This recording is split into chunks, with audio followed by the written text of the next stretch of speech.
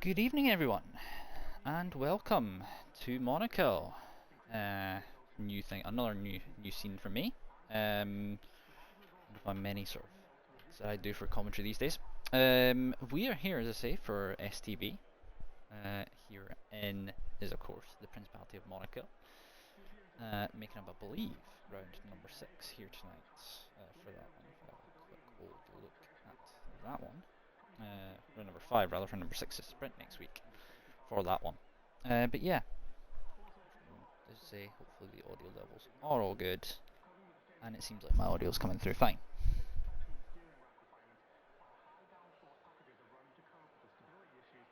Seems like everything is good on that end. Okay, right. So if I can find the standings. Okay.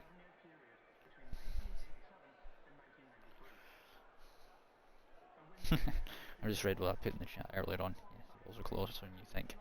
No one is out on track yet, so yeah, hopefully, as I say, everyone is good, and as I say, a new face, or new voice rather, to sort of fall for tier 3. I will be taking you through the rest of the season here, as I believe the last commentator had to leave for his own reasons, as we're going to see our first car come out on track actually, so we'll see who that car is going to be actually. Out for our first lap of Monaco, it's going to be AFC Alonso, who's going to be our first car taking us around in his Haas. Around the night time as well, which gives a lot more aesthetically pleasing atmospheres to the actual thing itself. Ooh, okay, that's an interesting one. Rain in the race, that's fun. Oh, he's not a commentator, that's fine. Yeah, that's fine. I just wanted to check that. I think I kind of figured he was actually there just to help you guys out. That's understandable. Right, I want to go and quickly get some details up just about track, just because it's usually something I have next to me.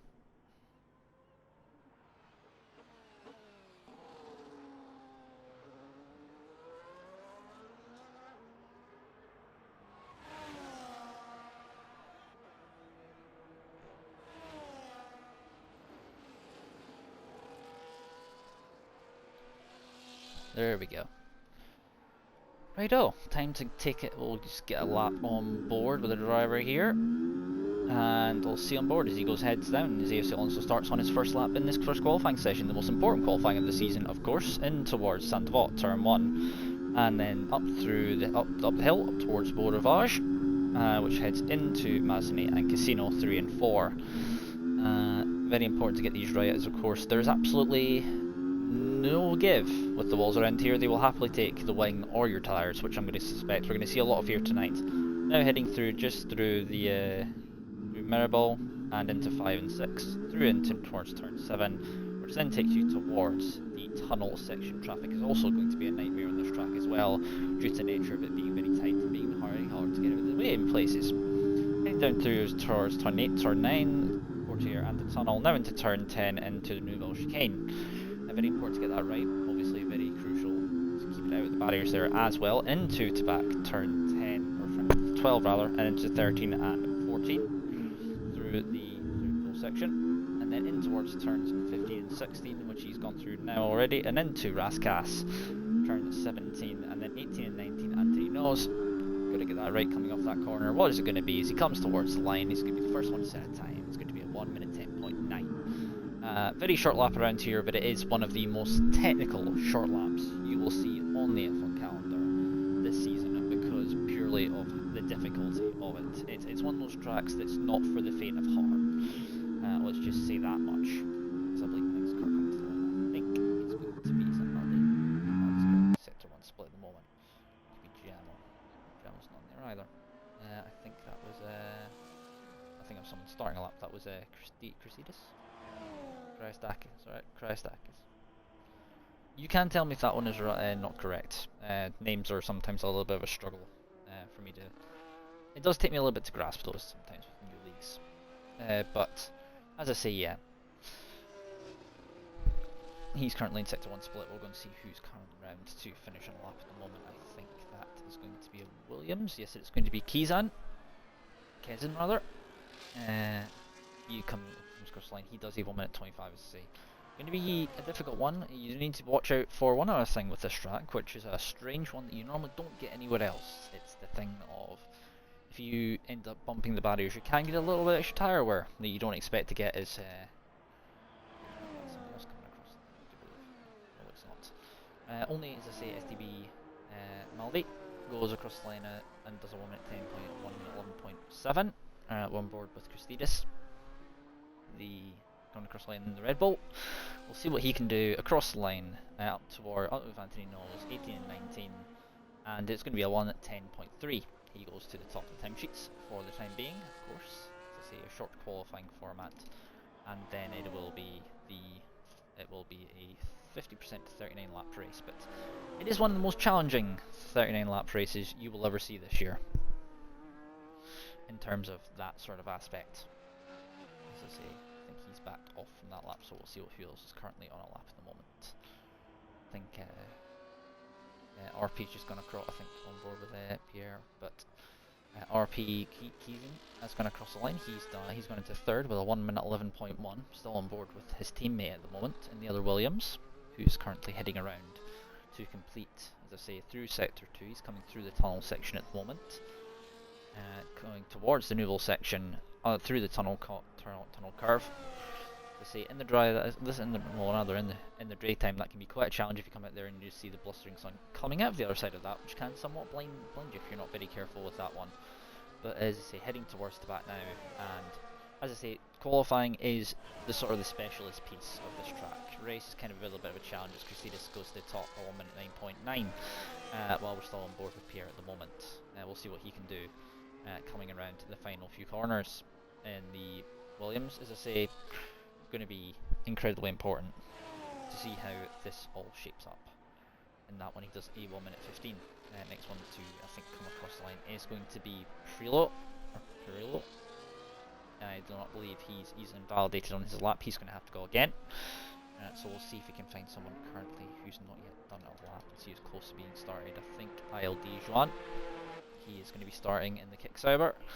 As I say, Kicksauber team that's going to be on the grid, I think, next year. And then, well, it wasn't meant to be Audi, but knowing what's happening with Audi at the moment, that one could change, because as I say, noticed they potentially sold their stake in their F1 side of things, having, I believe, sacrificed quite a lot to make that work in the F1 program. So, as I say, it's going to be interesting on that front. We'll see how sort of that shapes up in sort of, I think it's 2026 that is actually arriving in at. So, see, Jean has a purple sector 1 split for himself.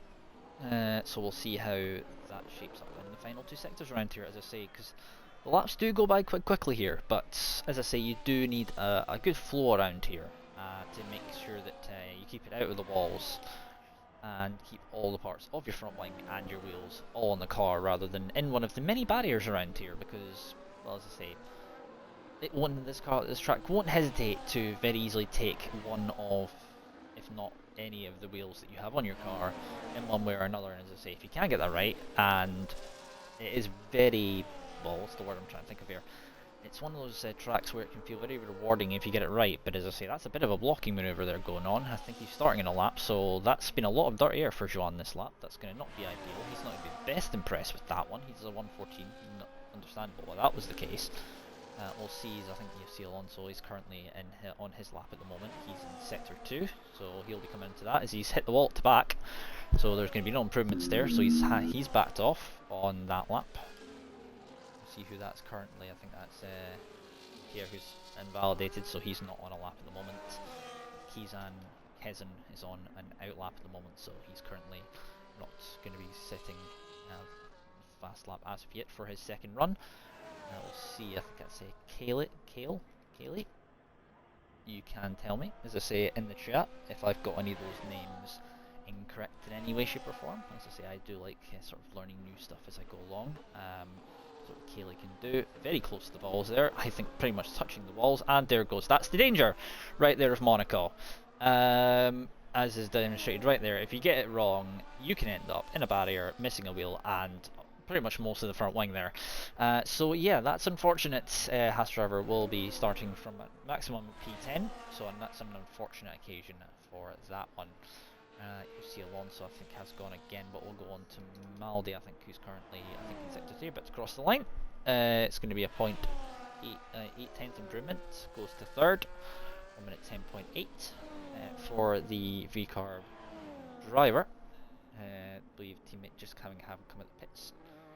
So let's see what is going to be going on there. I will actually get that on screen as well. Sorry, I had that on the screen. We'll see what Joan's doing at the moment. He's currently in sector 1 at the moment, covering through what is the slowest hairpin on the F1 calendar. Due to the nature of it being, I believe it's about 30 or 40 miles an hour through that hairpin, which I believe it's got. The cars, I believe, have a special steering rack, which is put on from Monaco, purely just because of the fact of the low turning speeds in some of these corners. So I wonder if we will see any moves made into that corner where Joan's just gone through at the moment, because that is you can make a move out of the tunnel and into that corner. You do need to somewhat just be careful of the car you're sitting alongside, leaving you enough space to do so, of course. A little bit of wall contact there. It does manage to get away with it, but as I say, that's one thing you're going to be noticing. It's something I noticed when I did a league race around here, full 100%. Well, didn't manage full quite 100% of the race distance, so I managed about 3/4 of it before I lost it in the small kink. On 13.0, improvements of about a second there for him. Giamo. They've just started on their lap in the other V-carb, so we'll see what they can do as they're heading through in towards the first sector, in towards Mirabel. Place where you'll see a lot of drivers, as I say. I wonder if anyone will end up down that escape road like Rosberg did back in, I believe it's 2015, 2016. I've got to stop hitting my microphone. Sorry about that. That's being picked up in the on the audio there. But through the tunnel section now. Got to be careful, as I say. A place where Michael Schumacher officially lost it when, I believe, under safety car conditions. Back a long time ago when he was in his prime around this track. I believe it was sometime around the 2000s when that happened. 7/10 improvement for Jamo. He's currently sector 2 split purple. Bumping across the curbs, being careful to keep them just outside of the walls.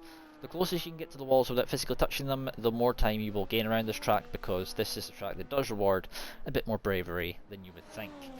As we're now 6 and a bit minutes into the session, Jamal goes up to P2, a 1.1 second improvement for him. He does a 1:10.1, so he improves his position up to second. Todd, I think, he's currently in sector 1. Christakis, I believe, okay, Christakis, yeah.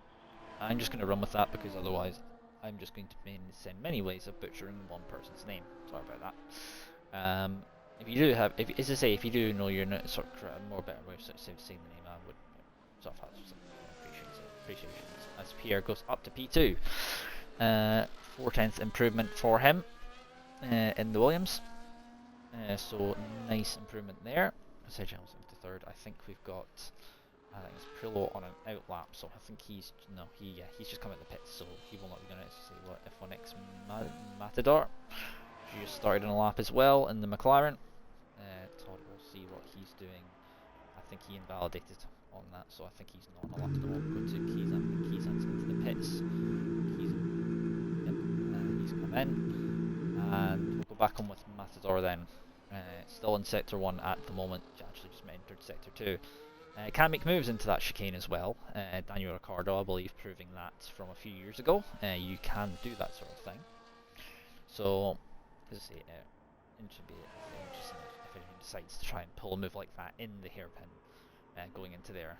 As I say, slow speed, so you can kind of catch drivers out, but it also can catch you if you end up catching the side of somebody's side pod and end up blocking the entire track. And all of that has happened before. Through to back then for Matador, 1.4 seconds down in his time, so I believe he's not going to be improving on this lap at the moment. As I say though, with Monaco, it's one of those tracks where you don't need to be on like 100% form. He's almost, Matador's almost pulled a Schumacher from 2006 right there. You know the story of that one in qualifying back in that year, when he locked his brakes up and got stuck, so that Alonso could not set a quicker time than him. And that's the reason why that was the case, is Todd, I think, has gone into 7th. He's finally got time on the board, doing a 1 minute 11.2. So looking, as I say, quite close in certain places, as we got about 3.5, just under 3.5 minutes left in this qualifying session. So it'll be interesting to make who will come out on top, and probably what is the most important pole position of the year, because unless you're feeling brave in places, overtaking is incredibly difficult around here. So you do need to sort of pick and choose your moments over where you want to make those moves, because getting it wrong around here, unlike most tracks, you will end up in a barrier, because apart from the swimming pool section, which is down here, and turn 1, there is not, well, there's almost no, and maybe the section just before the corner coming up, Raskas, where Todd currently is. There's not much runoff apart from those 3 spots, so you don't really want to be getting it wrong. It has been proven before, where you can make dive bombs into Raskas, but you do need to be careful of making mistakes and anything on top of another car, as has been proven before with Kurun Chandok, and I believe it was a HRT. I don't remember which HRT it was, but was the same year, I believe. I think it's 2014 that one was. STB Maldi, I think, is not on a lap at the moment, so the VCOG driver, I think, is going to be starting on our lap. We'll go on board with Perillo, actually. Currently, I think, half a second down in Sector 2, or Sector 1 split, rather. Needs to find some time on his current best, a 1:11.6. I think he's backed off those, so no improvements there. We'll go on board with EFC Alonso, who's just started on his lap, the one who we did the onboard lap with at the beginning of the session. But the Haas driver heading around, currently on a 1:10.6. He needs to find a little bit of time on his lap to sort of improve himself, but as I say, he's only about, let's have a look at the gap to leader. He's about a second off at the moment, just over a second off the top at the moment. And as I say, around here, pace is not so much, it's more consistency around here. To being able to finish, as I say, motor racing is, as they say, first you have to finish. That is very much the case here, and making that work. But as I say, Monaco, I believe recently, last year or this year, I believe has extended contract in real life, as I believe Mathzor has had a moment, or he's retired in the pit lane. I think he's done a 1:14.7, so we'll be seeing no further part from Mathzor. Probably not a good time to go around again, perhaps. Indeed, we'll see what CFC Alonso can do. Half a second improvement, moves him up to 4th. He's on a 1 minute 10.1. I think Maldi is done as well, so VCARB in 3rd. Best he's going to be able to do. He or she. I'm just going to leave it at that, because I'm not sure. So anyway, going to see who's currently, we'll see current pole position time. Cryakidis? Yeah, we're going to run with that, actually. I finally got that one right in terms of the name. I'm thinking it looks like. But he's through Raskas, coming through into the Anthony Nose section. He was 4,300s up on his time. What can he do? As he comes towards the line, it's going to be a half a second improvement, and it's a 1:09.0 for the Red Bull driver. So quite the imperious margin to find or improve on. Here is coming across the line just behind him, and it's going to be a 3/10 improvement, or just over 3/10. He goes a 1:09.4, so 4/10 off at the moment. I think that might be his final run. Jamo now coming up to finish his lap in the other VCARB. Let's see what they can do. Coming up towards the line, through Anthony Knowles, getting a good exit coming off there, and it's going to be a 3rd position, putting his teammate onto the 2nd row in 4th. EFC Alonso, I believe, has already finished on his lap. Kezan, whichever way that is most better to be pronounced, of course, is coming through to finish up on his lap, and we'll see what he can do as he comes round the final corner through Anthony Knowles, and he's going to do a 1:09.8. He goes into 4th now, and Maldi's now down to 5th. ILD Juan is going to be the final car. He's 2,300s up on his time. Was a little bit out of shape in the pole section, so there. So he's going to have to make that work, but he has sort of clipped the wall there, and I think that's pretty much job done. Unless anyone of these two is currently on an hour lap, I think Pierce had a little bit of an issue in the pit lane. He's going to have to go around and just finish on that lap. Krakidis. Also has, he's going into the pit, so I think that is your run for qualifying. So Krakidis and the Red Bulls on pole. Well done to him. As I say, the most important pole position of the year. Can't be iterated enough times, of course. But it'll be interesting to see how the race goes, because, as I say, DRS trains are going to be a fairly large part of this race, due to the nature of overtaking being difficult. As you see, there you can see Jamo, who's finished up his qualifying in third. So, Krakidis the Greek is on pole position. Pierre the Frenchman is alongside him on the front row, 4 tenths off. Jamo and Kizan, so the Brit and the Canadian, at 3rd and 4th on the second row. Maldi and AFC Alonso line up 5th and 6th. Todd and Perillo, the Frenchman and the Italian, 7th and 8th. Joan, the Spaniard with Matador and Kaylee is in 10th and 11th. Kaylee, unfortunately, not able to put a lap in due to the crash coming out of the Nouvelle Chicane. So, race time. Looking forward to seeing how the drivers combat how difficult the track is going to be in certain places. And of course, we have a little bit of added spice. We've got some rain. I'll have a look and see if it's intermediates or if we're still on dries. No, we're on intermediates, so no DRS, even though the DRS is effectively useless around here for the most part, unless you're incredibly close. You're not really going to see any kind of, what's the word here? You're not really going to see any kind of use with the DRS, so it would be interesting to see if the rain stays for the entire race, or if we're going to see potentially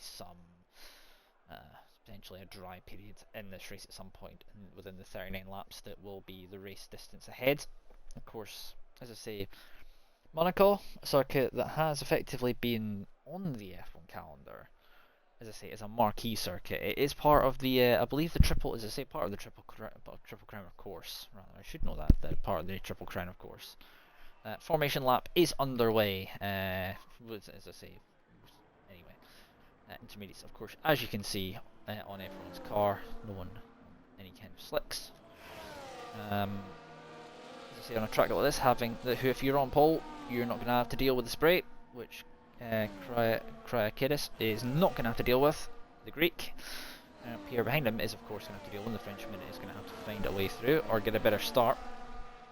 As they pretty much, the setups in the dry round here anyway pretty much mean that you're running almost full wings anyway, so it's effectively running a wet setup if you're doing that or talking about that anyway. If you want to go and sort of talk about it that way, it is one of those things where you just sort of have to sort of acknowledge it, really, as I say. As we're heading through, halfway through the formation lap already, Sector 2 is a short lap around here. Probably going to be a little bit longer in these wet conditions, and could be interesting, as I say. You can see safety cars around here. It's a little bit more than what was in last year's game, because last year's game, even if the safety cars were increased, it was glitched out where safety cars just would not come out on this track unless there was 2 or more incidences at once.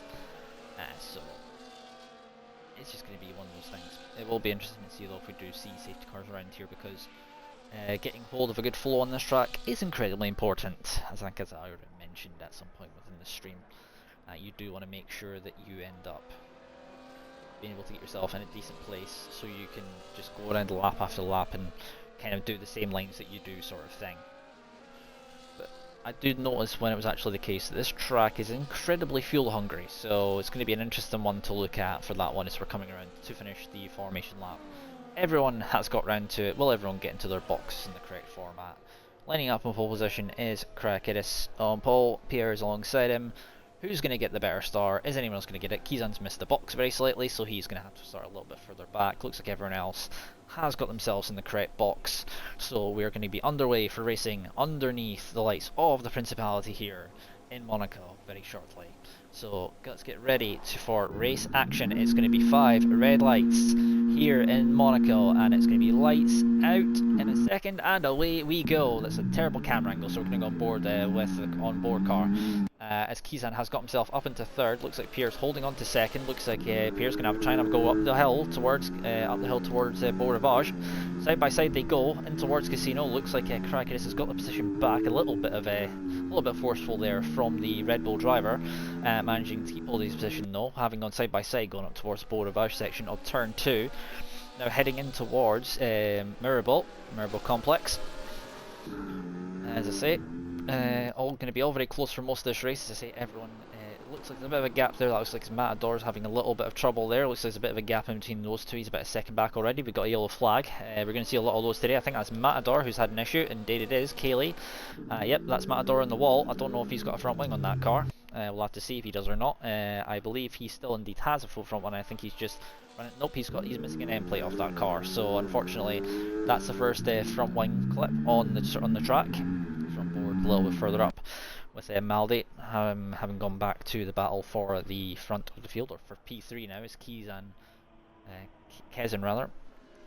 Has had a little bit of he's kind of broken away a little bit. Top two have got away. Krakidis and Pierre have got away.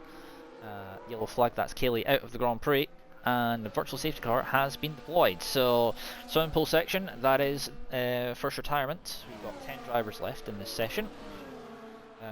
Kaylee, first driver, unfortunately not able to complete a lap of the circuit. Unfortunately, wasn't able to get a lap in qualifying either. So unfortunate there from the Haas driver.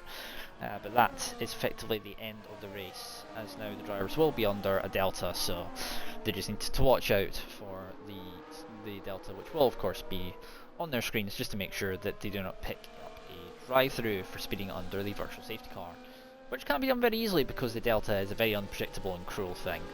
At times I have noticed that, as Pierre, as I say, still holding on second at the moment. But as I say, you just need to be careful. Say that is a quick virtual safety car, and away we go. As I say, probably that should be a full, but as I say, it is maybe still a little bit glitched, as Pierre is going to get a little bit of wheel spin as he's trying to use a little bit of ARS, but he's not going to be able to make anything work there, unfortunately, on that one. So as Pierre he's a little bit of mistake there from Krakidis there, coming off the Nouvelle chicane. Probably picked himself up a one as Prillo's picked up a penalty after his 2 laps of racing. On board with the Williams driver, currently presiding in second at the moment, as Krakidis I think has lost connection. Hopefully he's going to be added so I can get him back in. A little bit of trouble there for the Greek driver. He's going to lose position, and that's quite unfortunate there for him. I'm going to see if I can get him back. I'm going to see if I can find him if he's added me, just so I can go and find him. Bear with. See if I can. He did indeed add me. That is good. There we go. I'll be able to get you back in, sir. He has lost second place though. It's now Williams 1-2. The Canadian now chasing down his fellow teammate in the Williams. Unfortunately has met another lost position, as well as Krakidis has dropped to 4th. He's still not got back into his car yet. Hopefully he'll be able to get that done soon, because he will lose another position if he's not careful. Not sure what level I was on for the lobby, of course, but that's going to be Say's trouble. That's how much trouble it's going to cause around here if you do end up in AI mode. It's just dropped him down several positions, and he was gone from first all the way down to 6th. Could drop down further as well, but we'll go back on the battle for P2. That's Kezan and Maldi. Maldi trying to go down the inside into Nouvelle, and not going to be able to do that one though, as still has to hold back and wait for their opportunity, as now heading through to back and through the swimming pool section, heading out towards Raskas, place where you can make a dive bomb if you do get close enough, but I do believe he's going to be able to get close enough on this occasion. Going to have to see if they can, obviously just having use of ERS. Kezan holding on to P2 at the moment. Looks like we could have a pass for behind. That's it, EFC Alonso and Giamo side by side. Alonso up the inside of Sandavot. Not able to pull that one off though, and unfortunately has to stay behind for the moment as Prillo makes the move on. I believe the AI of Krakidis in the background. Behind these two, a little bit of contact between the two of them. Hopefully there's not any sort of wing damage picked from that is AFC Alonso still all over the back of him, as Todd has also now passed his teammate as well. Hopefully he's going to be able to get himself back into the Greek driver. He's now dropped all the way down to P8, so he's not having a fun time today. It looks like Joan and Matador having a little bit of trouble further back, as well as Maldi. We'll go back up with Maldi's. Maldi's through the tunnel section once again, trying to use a little bit of battery to get closer to the back of Kezin. The Canadian driver trying to get away from, as I say, you've got to be careful not to get a corner cutting. Get a warning for doing that one. As I say, a couple of battles going on at the moment. This one at the moment looks like Kezin is just about there, as Jamo's also in the back of that. Could be a 4-car battle as Maldi picks up a penalty, which could cost him in the long run come the end of this Grand Prix. But we'll have to see if that one does come to fruition, of course.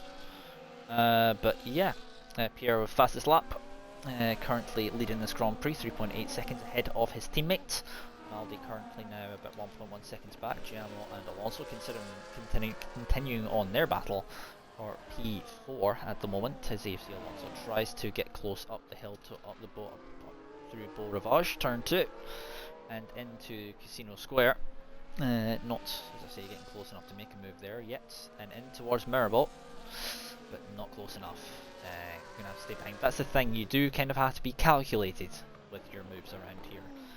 Because you don't want to put yourself in a position where you could be in trouble, as Todd also looks like he's trying to make a move, and Pirillo behind as well, or Pirillo, I believe is the correct pronunciation of that one rather.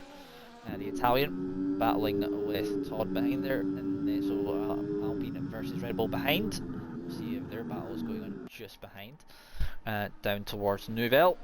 Todd not going to be quite close enough to make his way through. Looks like we've still got the rain falling, but it could, as I say, doesn't look too heavy. So wondering if it's going to remain like this for the entire race, but it's a little bit of a mistake from Pirillo. As Jamo picks up a penalty as well, so both of the Visa Cash App RBs with penalties now. I think you're coming out towards up towards Raskas. I think that's where that one just before in between next little swim into the swimming pool section.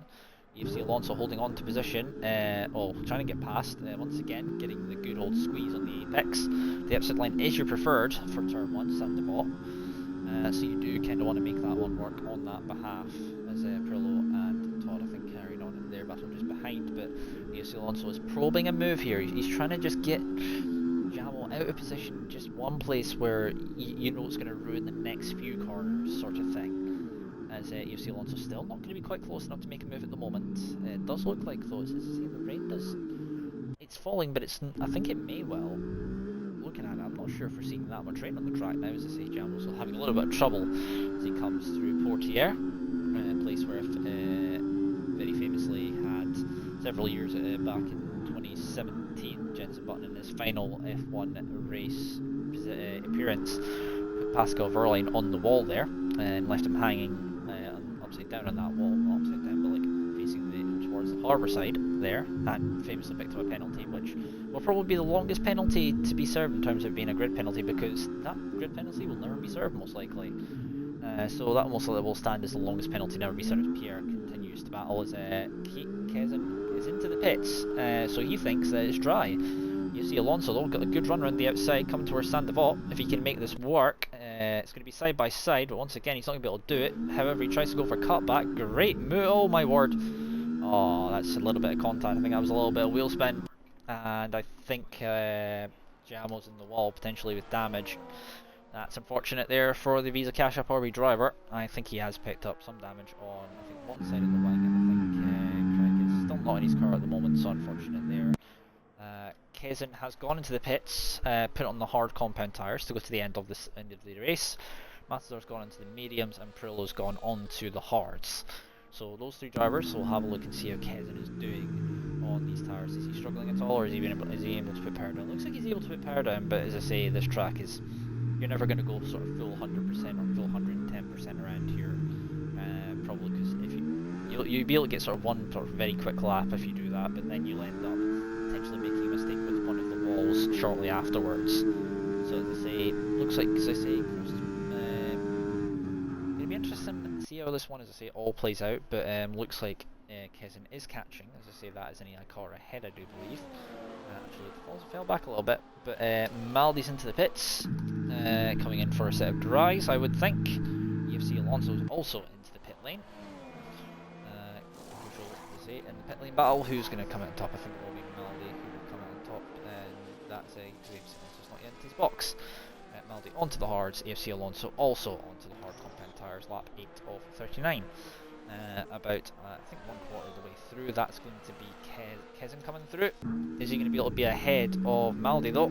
Did the undercut work? Yes, it has. Kezin has made the move, and that is that done and dusted. He's 27 seconds behind his teammate at the moment, but Pierre has carried on. Obviously, no double stacking, he didn't want to do that.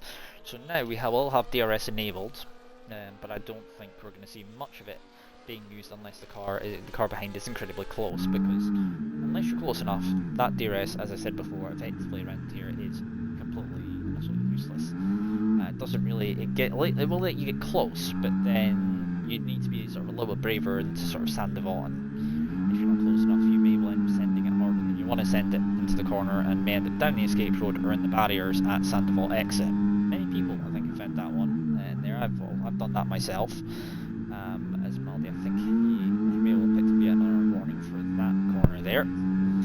As Pierre is into the box, he goes onto the hards. Maldi almost losing the rear of the car, coming through the exit at the back into the swimming pool section. And just about holding on, but he's about 1.2 seconds behind at the moment. Let's see if I think Kezin will be in a position where he will still be behind his teammate by a little bit. Well, maybe a bit more of a gap than actually, because I think Pierre is already out of the box. 8.1 seconds, coming down a little bit. It's 8.2.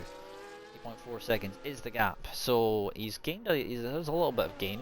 Obviously he will have to get those tyres up to temperature, Pierre, who's leading the race.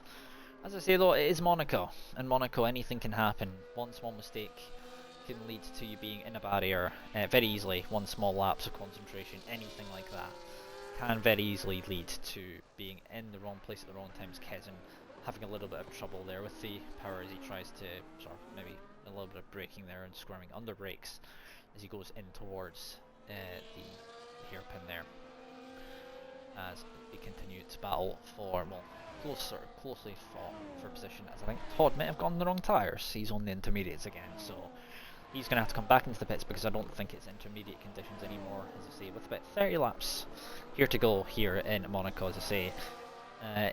What Monaco tends to lead in one of two directions. You either get an incredibly close DRS train, as Kezin picks up a 3-second penalty, I think, coming through the swimming pool. Is where he picked that one up most likely in the exit. Very easily done.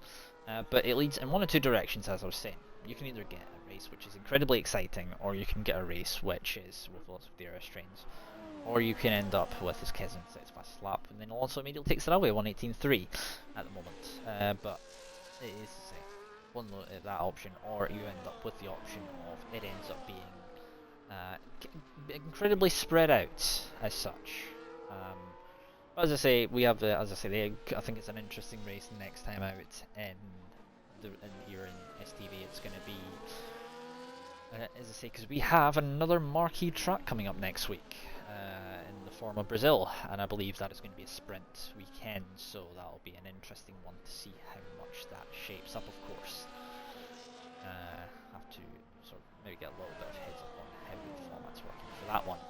As I say, first time on this one for myself, but 1 second, as I say, top three all still in a bit somewhat close proximity with each other. Maldi holding on to P3 at the moment, but EFC Alonso looks like there was a little bit of contact with the wall there at the exit of the back, so hopefully Maldi's not picked up some damage off of that one, because small innocuous hits, if they don't give you wing damage, they end up damaging your tyres.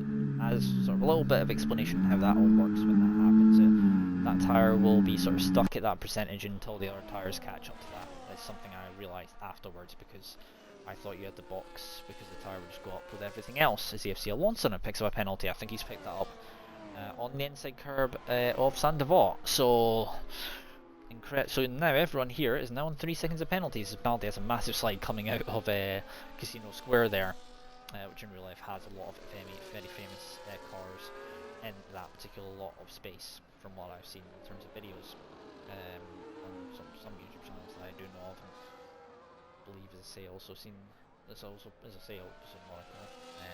Very well not shown, the home of the old Monegasque, well, most well-known Monegasque driver recently, Charles Leclerc, who occasionally ends up being there and parking in front of that particular casino there. As I say, I think casino just a little bit of a sort of trivia for you. I think I'm correct. It's about sort of a 40s, 50s, or something like that. I think 40s or 90s. It's a little bit earlier than that casino's been there for maybe a little bit earlier than that, actually. But as I say, this track has been on the F1 calendar for, well, quite a few years. Quite a few variations as well in terms of how it's run. And there is an argument actually to be said. We're just going to go and we'll keep focused on this battle for the time being, but I'm just going to go and sort of talk a little bit about Monaco as a track and sort of my thoughts on it. But the thing about Monaco is it's fine with like the smaller cars, which they've run of like the past and even up to like I think even like 2010 to like 2013, something like that. I feel like the cars were small enough to run and maybe go side by side then, but because of how wide the cars are now, it's incredibly difficult to actually, I think, to go side by side through this track because of how wide the cars have actually gone now. And I think we're going to see you're going to have the changes, I think 2026 as well, with that, I believe the ground effect, which is going to make quite a few changes with that side of things as well, as Maldi gets credit with those through the new ball chicane, but it's not going to be able to pull anything off there in terms of that. As Maldi is in his battle, we're going to go on board Giamo actually, just a little bit further back. He's trying to chase down Pirlo at the moment. Pirlo, the Italian, so as I said, Giamo trying to get himself through at the moment, coming through to back, but he's not going to be quite close enough to make his way through as Pierre, as I say. The Frenchman controlling this race, much like a Frenchman of the past, on some potentially promising future ones. As that's Pirlo had a little bit of a moment. Has he picked up some damage on that car? Yes, he has. He's ended up with I think that's end plate damage on the left, so that's going to be trouble there for the Italian in the Alpine. Unfortunately, there for him, he is going to be in a little bit of trouble and probably going to be struggling a little bit in places, but that's allowed Giamo a very easy overtake in all of that. So we'll go back to the battle for P2 at the moment with UFC Alonso just sitting in the background and sort of sitting with popcorn, metaphorically, in that cockpit and waiting for something to really happen between these two. See if anything does happen, he will take immediate advantage of that. But as I say, Kezin is being kept on his toes at the moment by Maldi. Maldi, as I say, said he wanted to go for race victory. It's going to be maybe a little bit difficult to go for race victory with the amount of gaps to see. Looking at the gaps to the leaders, of course. He is a little bit behind at the moment. He's 8.2 behind the leader at the moment. That does have fastest lap at the moment, though, a 1:13.999. Immediately is beaten by Pierre, who does a 1:13.1. As I say, fastest lap will probably change hands multiple times. The FC Alonso does a 12.9 now. In the Haas, trying to catch back up once again. And have a look at ERS uses between the ERS availability between the two drivers here at the moment. It's 29% for Maldi and it's 90%. Oh, that's a mistake from Kezin there. A little bit of a slide. Oh, that's not gone well. Kezin's out of the Grand Prix. Safety car is deployed, and that is the field thing, man. I don't think Maldi could do much there. Unfortunately, the ghosting system did not really do its job. So Maldi, unfortunately, there's not much Maldi could do there. I'm not sure if, I think it was just a bump, and unfortunately he caught him in the wrong place, and the Williams driver of Kezin, the Canadian, is out of this Grand Prix, unfortunately. So that is pretty much his Grand Prix over and done after 14 laps of racing here. But we do have the safety car deployed for the first time in this Grand Prix, so complete reset for all the drivers. And yeah, the Canadian not best pleased by all of that. Of course, I would understand fully as well if that was me. That would, as I say, it wasn't even that much of a contact. It was like he did slow down, but it's just it was like a crash. I've had that sort of crash in slow motion, but I've been quite lucky. The car I had it happen with me. The car in front of me had did that. It didn't actually. I think it hit in a slightly different place and it didn't cause any damage or do any damage, but it very much was the case where, yeah, I don't think anyone's going to pit though, most likely, because let's just say that I don't think. Let's see if Fred Kiddis is back in his car yet. No, he's still not back in the car yet. Let's see if we can send him around invite while we're under safety car conditions. See if I can find him again, because I do think he's he's actually gone offline, actually.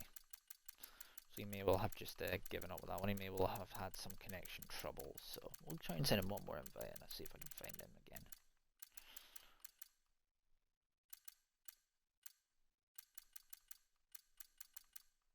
Nope, I can't find him wrongly.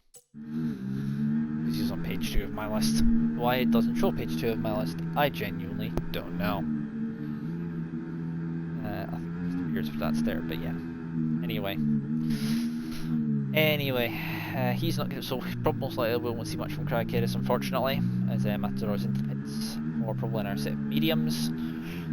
Towards the end of the Grand Prix should be fairly easy to go to the end on the mediums, I would think, from here, if you don't have any troubles with the walls, of course, but I don't think anyone is going to pit, but that's an event safety car.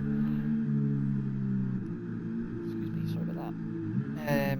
Pierre's lead has been eroded down to nothing, and he's going to have to lead off the restart again, and he will have a very sort of feisty STB Maldi behind him on the restart, so we'll have to see what the RB driver can actually do around here. We're having a little bit of a luck, and I was talking about the fact that he was maybe an issue for potentially winning the actual, with the massive gap there was.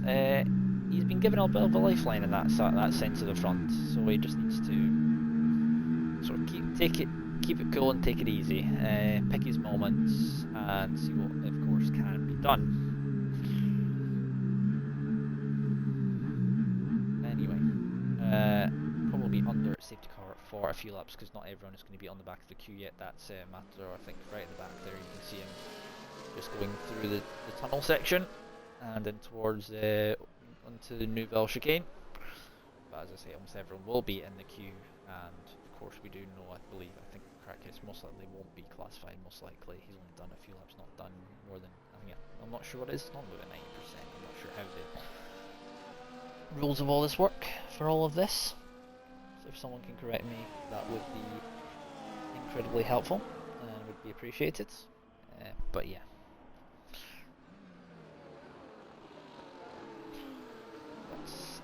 Lap 16, most likely we're going to see safety car probably in about lap 18, 19 I would think. So a few more laps under the safety car for those here. Prillo's on the medium of the course, he had that contact and lost part of his front wing end plate on the left. That's why he went into the pits, the Italian and the Alpine. He is of course now going to be back in the train. Johan also on the train as well, and Matador will be able to catch back up to the queue, and we will have safety car restart probably next couple of laps, I would think, because he will be going full racing speed. Shouldn't take too long for him to catch back up again. Gives a chance for everyone to charge up their ERS. Johan heads into the pits probably for a set of mediums, I would think. Clarification real quick if it is. Kicksauer comes into the pit lane, most likely it's going to be the medium tyres onto the car. Another set of hards, interestingly enough. Thinking the mediums won't go to the end. Maybe he's not comfortable in his tyre wear, who knows. Juan does manage to come back at the pits. Is still in 8th position, does not lose any time, and will just catch back up to the queue. Back up to pack while we wait for the drivers to catch up. But yeah, going back to sort of Monaco and that sort of thing. As I say, well, I think it's fair enough, it's a marquee track, but you don't really go to Monaco for the Sunday, really. More likely you go to Monaco for the qualifying, because qualifying is probably the most entertaining part of the Monaco Grand Prix weekend. Knowing the fact that it's going to be incredibly close, you're going to see drivers 100% at the limit, pedal to the metal, and getting as close to the barriers as you physically can get without actually touching them, sort of thing. Even a few drivers sort of grazing up against the edges of the barriers, see how close some of the drivers in real life actually take some of the corners around here. It's incredible to think sort of when you're able to do it, just how sort of difficult sort of it is on a track like this. It's, as I say, safety car actually is in this lap, so I think he will catch the safety car queue, will Matador. So here it will reassume from the safety car leader, as a safety car leader, coming towards Raskas and into Antoninos. When is he going to go? It is obviously his choice, as we're going to go get action underway in just a moment. Looks like Pierre's already gone, coming out of Antoninos, and away we go once again. You see Alonso, he's been caught out a little bit, Jamo on his tail, Todd just behind him as well. Looks like Prillo's going to try and make a move behind on, that's the AI of course. Is it Maldi? I think AFC Alonso was in a little bit of trouble in that restart there. He seemed to bog down, so he had a little bit of, let's see, didn't seem to want to, he didn't get the power maybe down when he wanted to get the power down in the restart, and he's ended up in a little bit of trouble. 1.1 seconds outside of DRS at the moment. Will be able to use a little bit of DRS to get himself back into that zone of course, which he now has. It's now going to come down to if anyone else picks up any more penalties around in this group, because they're all, as I say, I do think it's going to be quite close unless Pierre can get himself away, of course. Pierre was, he got a little bit, he managed to pull away at the beginning, having got, I would say it was a little bit unlucky for the Red Bull driver, Krakis. Unfortunate for him, the Greek. He obviously, with that disconnection, and I think he must have had, I think he said he was having some issues with power, so that may potentially be that as STB Maldi. The near miss moment coming in towards Raskas, but was not. Did manage to keep hold of the car. They'd still remain in this pattern though, with Pierre leading, Maldi in second, AFC Alonso in third, and Jamo in fourth, with Todd in fifth. We'll see what Todd is currently doing at the moment. Jamo's a little bit further back from him. We'll have a look and see what Todd's currently doing, seeing if he can keep himself close to the back of the second of the RBs here in the field. Still with both drivers in the field, of course. 20 to go here in Monaco. As I say, flow of other drivers get reset, and it's important for those drivers to refine their flow so they can actually make sure that they are in a comfortable position, so they can find their feet again, sort of thing. I don't know why I was trying to say that. I feel like I've just seen the same thing twice, unfortunately. That is just a thing with my brain, as I say, commentaries with me. Sometimes can feel a little bit scattered, but it's just the way my brain works. It's one of those things that kind of just get sort of a little bit used to. But I'm one of those people where I dwell on sort of certain things. It just tends to happen like that. But that's just sort of my way of going about things with commentary, especially solo commentary, where you've not really got sort of anyone to bounce off of. It's kind of one of those things where you're just kind of trying to get a conversation out of yourself. It's a challenge if you've not done it before, but it's rewarding when you get a good battle, a good feel of battling cars. As I say though, can be difficult in places, but it is one of those things I enjoy doing from time to time. It takes my sort of mind away from university, that sort of thing, currently involved with. But yeah, as I say, Maldi still keeping on track with that little side track, and we'll kind of back out of again, of course. Maldi still holding on to position from Pierre, and Alonso just behind as well still, and Todd is still holding on to position in P4. So these three all kind of sitting in sort of stationary position, not stationary but in position, whereas if any of them do make a mistake, then I believe any one of them will pounce on those mistakes, of course. Just ignore the safety car graphics at the top. That is, of course, the game glitch. It's been like that for a while. And Joan gets past the ghost of the car. It's giving me a party, isn't it? Give me 1 second.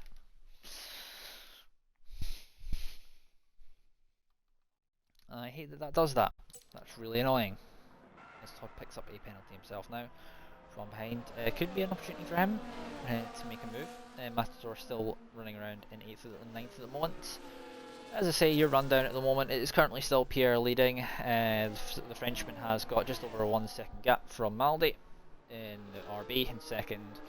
AFC Alonso is in third position at the moment, 6/10 just behind Maldi. Maldi, as I say, was holding just about to that 1 second zone. Needs to get back into that 1 second if he wants to get that DRS again, of course. AFC Alonso, as I say, just behind him. Jamo's in fourth. He has company of Todd just behind. He's holding just about to a second. Prillo looks like he's on his mediums. He's caught up, but he's going to have to do the hard job of overtaking, and we've seen in the past how difficult, in real life, how difficult overtaking can be around here. With Senna and Mansell around here, because Mansell had fresher tyres, but Senna was defending and covering every single inside line, so there was no opportunity through as Prillo gets very close. This is a great camera angle on the front wing of the car there from the Alpine. Tries to think about jinking into the inside there, but is not able to put the Red Bull driver Todd off in any way. Todd keeping hold of his position for P6, P5 rather, with P4 in this battle in total. Todd just had to be looking in his rearview mirror, of course. Todd, I don't think he's going to be able to make his way through as we go on to lap number 22. I think we've just we've gone over half distance here in this 50% race here at Monaco, and they're in the Principality. Sort of quick old thing as well. It's probably not of interest, but as I say, I've actually met the Prince Albert of Monaco. Nice gentleman, very nice gentleman. Something not many people can flex on, to be honest. And that one is it's very close to making a move down into the hairpin, but it's not quite close enough as they head through Portier and into the tunnel. And 8 and 9, Todd makes a little bit of a mistake there, but does manage to keep hold of his car. As I say, battling, as I say, you've got to be aware of the barriers, and as I say, in the heat of battle, not end up too close to the barriers, where the barriers will just catch your car, and you can very easily have your entire race kind of ruined just by that one. As Jamel keeps hold of position, but it does look Maldi is struggling just a little bit as Jamel's. That's another penalty for Jamel, so he's going to be in a little bit of trouble now. He's already in 6 seconds. We'll put penalties on screen for you just now. As you can see there, everyone else is on 3 seconds that has penalties. Yes, Alonso still, as I say, just sitting in formation just behind Maldi at the moment. As they head up Beau Rivage through turn 2 and into turn 3 and through Casino Square. As they now head in towards the Mirabel complex once again on that number 23. But as I say, it's going to be as I say, when does AFC Alonso decide to pull the metaphorical trigger and try and make a move work? Because he's going to sit behind for a while, but eventually he's going to have to think that he's going to have to make a move, or maybe see if he can pressure Maldi into a mistake, which there has been a few from the Visa Cash App driver. At points, a few loose points of the rear end, not wanting to comply with the sort of power down sort of thing. But you can see on board just how wide, like you see how wide the track actually is. There we are. I was just thinking that might well be the case. Maldi now picks up another penalty, so unfortunately for him, he's probably lost the position now. If Alonso can keep himself down to just that 3 seconds for the rest of that race, or for the rest of the race, but you see Alonso is say he's going to want that position on track to try and make the position up now. Maldi's going to have to try and get away out of that DRS, of course, but I don't think he's going to be quite able to do it. These two remain sort of locked together in battle for P2 at the moment. Pierre pulling away. 2.1 seconds is the gap between himself and Maldi. A little bit further back, as I say, still in this battle for P4, we've got Jamo, Todd and Prillo. The teammates of Maldi currently up in second. Todd, the probably only remaining Red Bull in this race, and Prillo, the only Alpine, of course, from the beginning. Your only 2 DNFs, of course, in this race so far, if you're only just kind of picking up, is Kezem and Kaylee. Kaylee out on the exit of before even getting to the end of lap 1 in the roundabout the swimming pool complex, and I believe Kezem in the contact with half spin. Ending up putting him sideways into the path of Maldi, and Maldi there is Prillo picks up another penalty on the exit of the Nouvelle chicane, so unfortunately there for him. Going to lose him the chance most likely as well. Todd's still with a chance as well. Both cars in front of him and behind now have 6 seconds of penalties, so he's now in a great position if he can keep himself away from another penalty in the Red Bull, and he could be up into 4th in the Red Bull. But that's, as I say, that's not going to help him out massively. That massive slide coming out of Anthony Nose complex 18 and 19, as the Red Bull driver, as I say, has to recover still a little bit to get himself back within the field of ahead.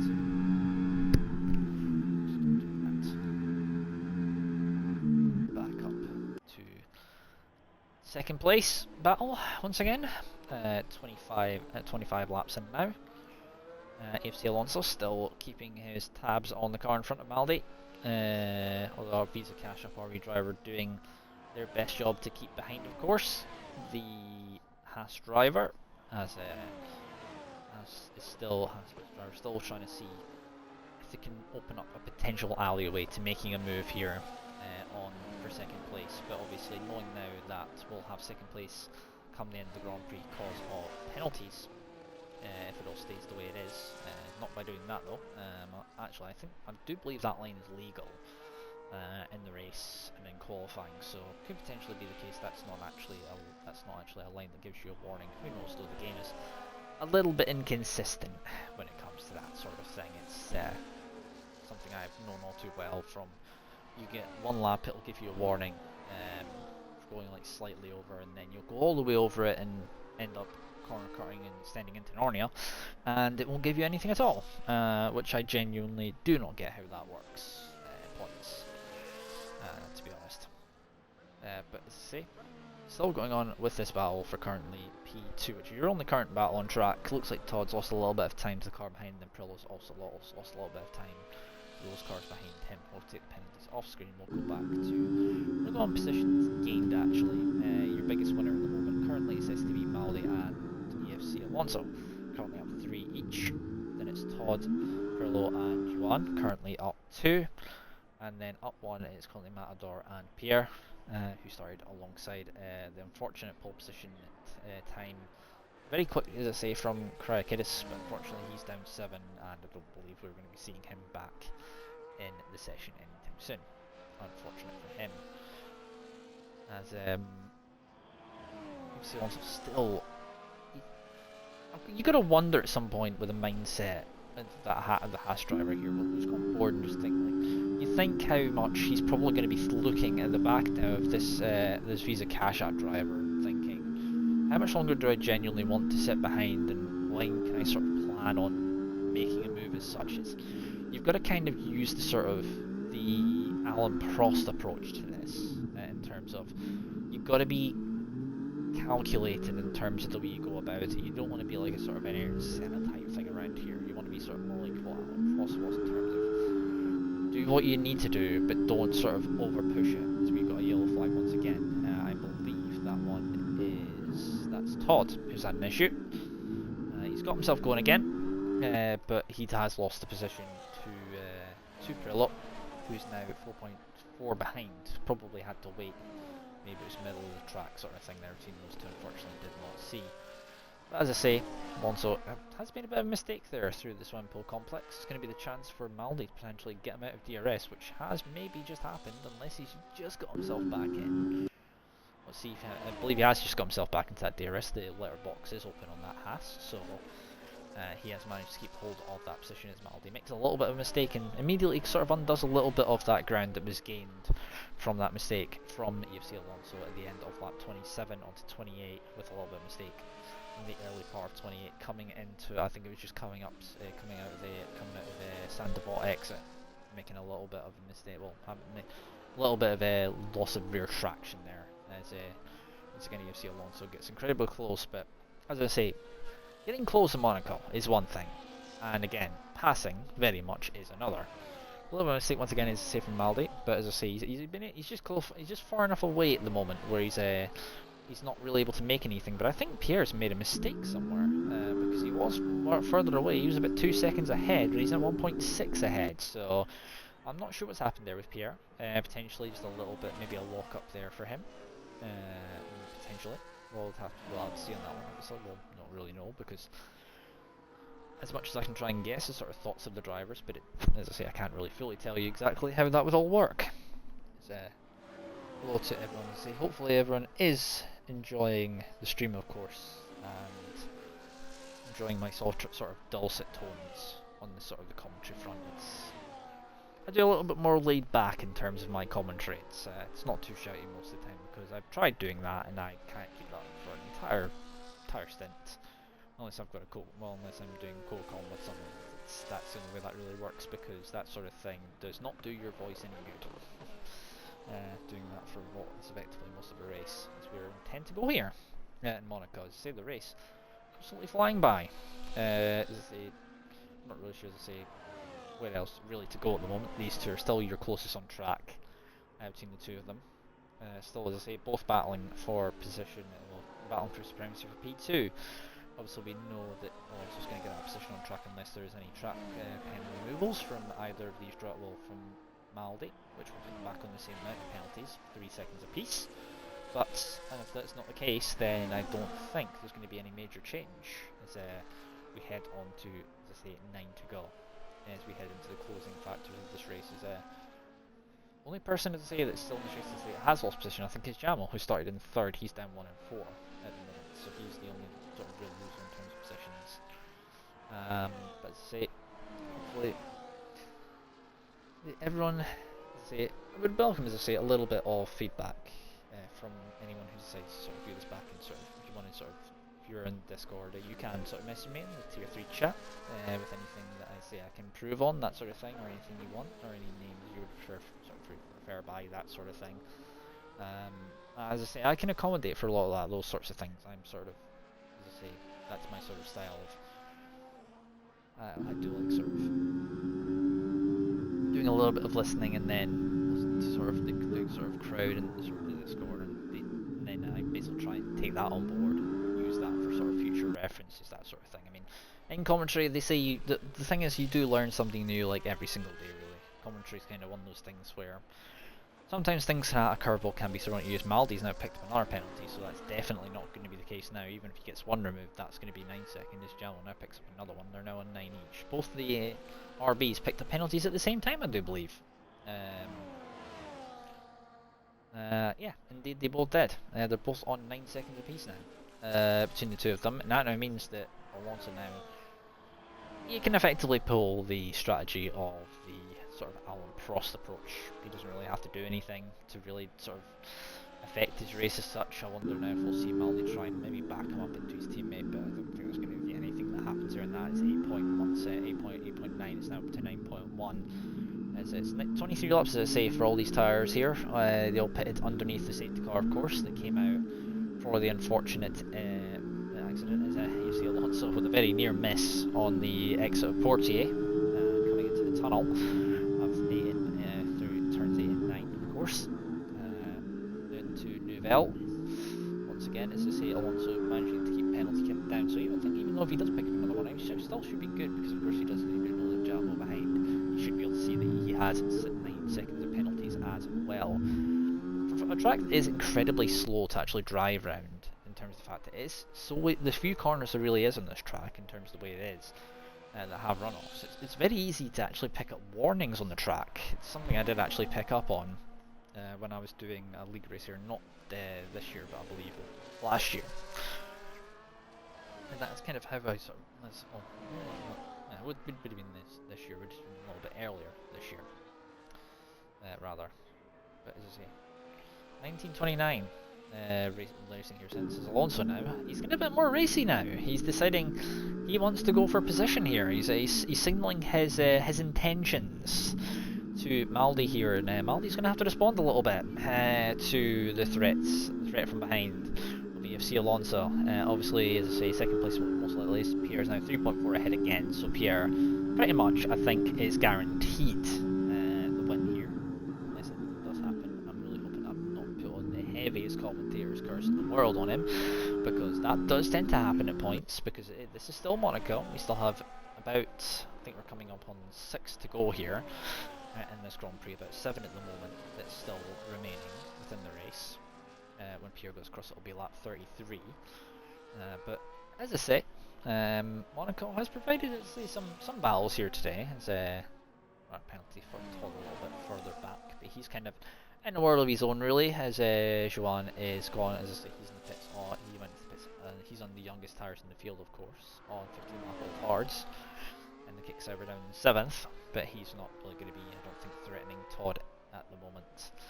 As I say, though, Alonso with what is the very sort of distinguished helmet, and Maldi also, I think, is also a very sort of distinguished helmet as well. There, I wonder if that's sort of trying to, what's the word? I'm not entirely sure if I can think of it. It's the I wonder if it's trying to go with sort of partly the sort of Senna style helmet. That might well be what's trying to go for there. The sort of the Daigle sort of style that Senna sort of had, I believe, in his McLaren years when he was racing for those few seasons. One season, as I say, with Senna, when he took pole position by 1.5 seconds out of his teammate in the McLaren, I believe it was 1990, I believe it was. I think it was 1990, I think it was, where he got pole position by 1.5 seconds. I think still one of the biggest margins of pole position in any. Sorry about that. In any field so far. I don't think anyone really has got close. As I say, though, 34 of 39. Say we are starting to as I say, we're definitely now into the closing stages of this race, and Maldi with a little bit of mistake gives a chance for UC Alonso, but that gap was always going to close there down at the inside. We'll go with Maldi, we'll see what sort of pressure would probably look like if he was looking in his rear view mirror for just a little bit. You can see how, in fact, he's struggling a little bit on the power. He could be struggling a little bit with tyre wear come this point, so he is on the same age of tyres, of course, 26 laps each for both these guys. You can see him there. He does gain a little bit of ground as he comes out of the tunnel section, but he does immediately sort of get quite close when they come back into the Nouvelle again. As you see, high wings around here. You're not going to be making any moves in sort of some of the unexpected places, but you do need to sort of as I say, pick and choose when you decide to go for it. As I say, these two still remaining in sort of close proximity to each other. We've got a yellow flag once again. That looks like that's Matador, who's had a moment. He's got to go again. I don't know if he's picked up some damage. That's not what I want. There we go. He may well have picked some damage on that side. Yes, he has. He's probably going to have to come into the pits for a set of soft compound tyres at this point in the Grand Prix. Todd and Prillo very close together. I think Prillo has made the pass actually at some point. A very close team to them once again into Mirabal. Once again, he is still stuck by him once again, and it's going to get, as I say, it's going to start getting interesting. More and more pressure is going to get put on, but we'll have a look and see what Todd's currently doing at the moment, coming up through Bourdevage and in towards Casino Square. Once again, as Todd is still trying to get his way through. He's not going to get close enough. Prillo on fifth ahead. Looks like I think Prillo's made a mistake somewhere. Oh my word. That's definitely going to be wing damage now. That was probably a fairly hefty whack on the front wing of Prillo in the Alpine. So I think he's going to have to potentially maybe land the box if he's not careful. I'll have a look and see what the damage on that front wing actually is. That's maybe I've got away with it, who knows. But he did go into the wall quite heavily. Sound I recognise quite well the Alpine, because that was the car I was driving around here. Monaco. I was driving that. Sort of muted sound, you can probably tell. I've got the sort of what the drivers would hear if they were in the car sort of thing. It's just a bit more comfortable, and I also think it works a lot better for commentary as well, because the sounds are a little bit more quiet and you can actually hear the commentator a lot more than you would if the car cars were a little bit higher because you'd have to turn it down sort of thing. Let's see if there's going to be any moves made for Todd here on Prillo, but I don't know if there's going to be anything done. Nope, I think Prillo might have got away with that actually. Well done to him. He managed to get away with no damage on that, despite the whack. May well have managed to slow it down just enough so where he didn't get any sort of damage on the car. As we're on 3 to go here, we're going to go back to the battle for the lead. After we've seen if anything happens here, nope, nothing is going to happen there again. So we're going to go back to FC Alonso and Maldi, who are currently still battling for our position. P2 on track, 3 to go here in the Principality.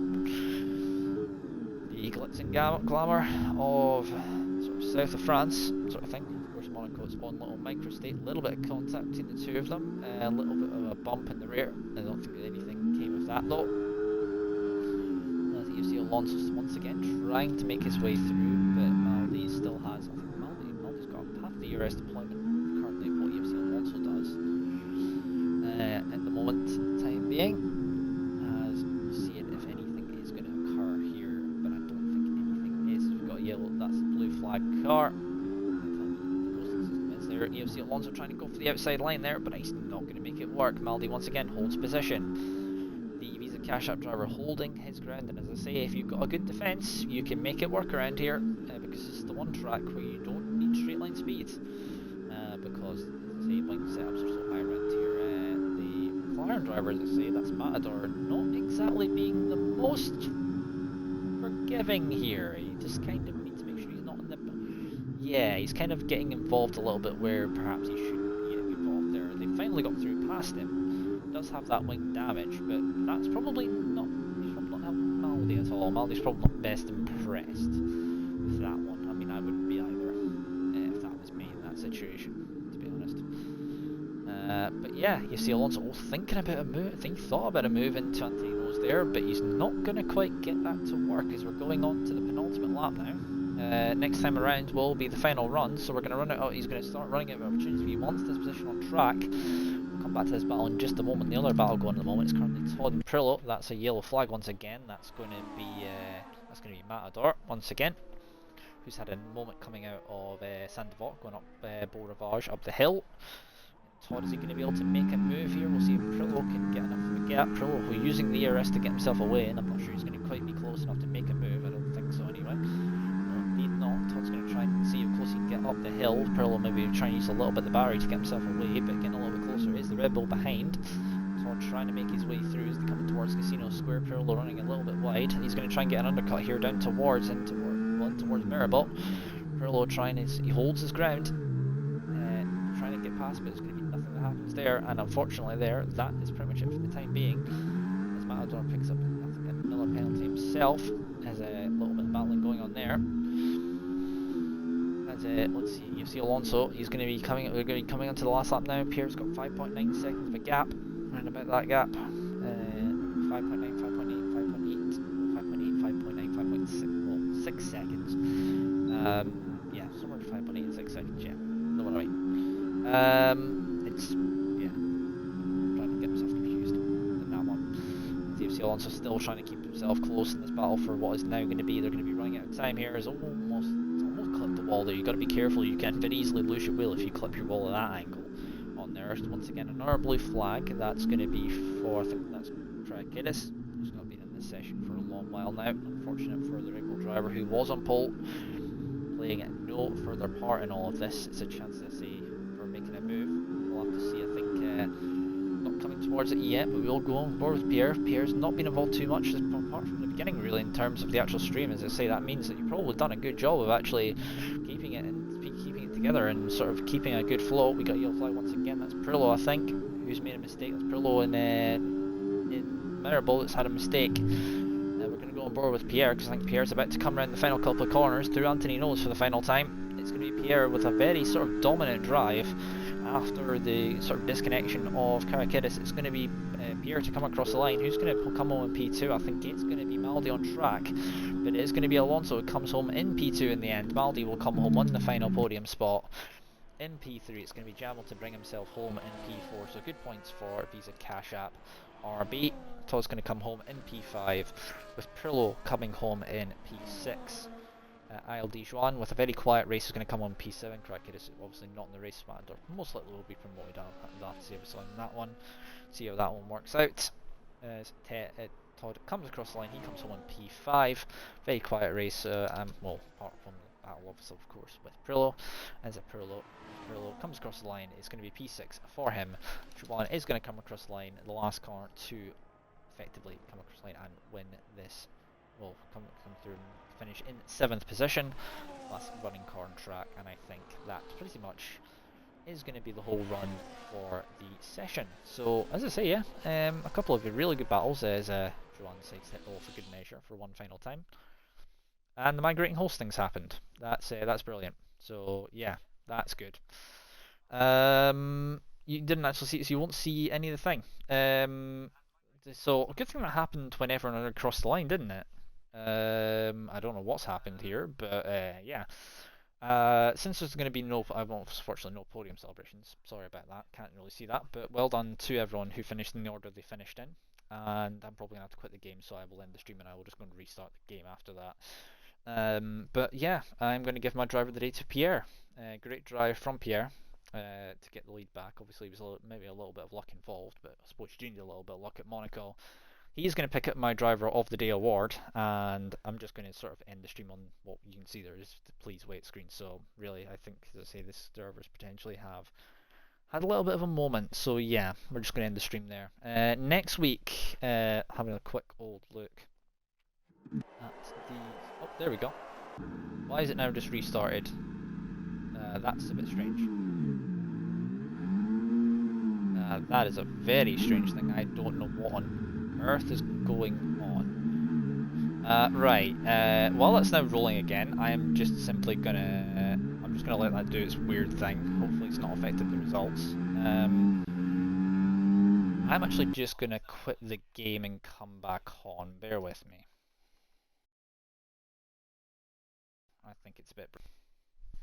We'll just put the car on screen that was the winner of the race, and I'll leave it on that one while I talk about the next thing. Apologies about the reload, it's... EA Sports. It's in the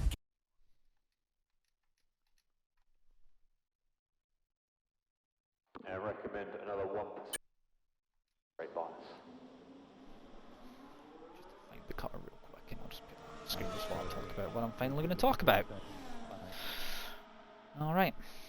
But yeah, so looking at it, well, I'm going to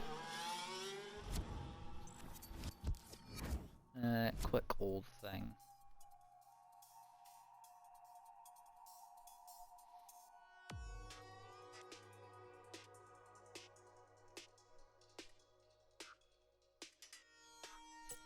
Let me just go and get onto just quickly that real quick what I want to get onto, and I will get onto this final thing and sort of round off the there we go. Williams the one, there we go. There we go, we'll just leave it on that just now. Right. Anyway, right, so next round, finally, just can finally get into what I was gonna say. Calendar, next time round, we will be at another marquee circuit, the Brazilian Grand Prix at São Paulo. So looking forward to seeing that one. That's also going to be sprint weekend as well. So looking forward to seeing how that one goes, and it'll be interesting to see the format, because I've seen quite a few formats, but yeah. As always, I say, I was going to add on to the end of this, but as I say, hopefully everyone has enjoyed watching the race. And as I say, I know Monaco can't be the most interesting, but as I say, I try to make it as interesting as per possible. So hopefully, as I say, everyone enjoyed, and look forward to seeing you all for the next round at Brazil. So it's going to be good night from me, and we'll see you in the heart of Brazil for next round.